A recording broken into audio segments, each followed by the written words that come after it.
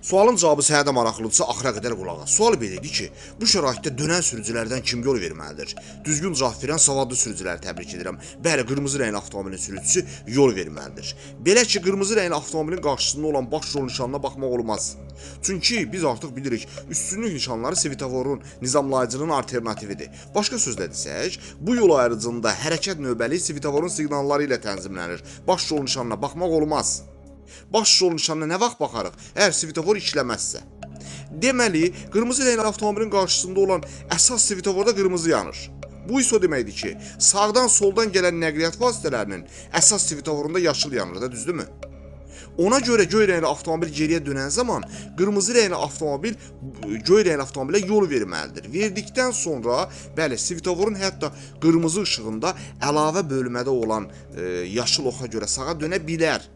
Danışdığımız kimi 76-nın ikinci hissəsinə görə digər sürücülərə yol verdikdən sonra. Niyə? Çünki qırmızı rəngli avtomobilin əsas svetoforunda qırmızı işıq yanır. Sağ olun, sizinlə mən Rıza Məmmədov.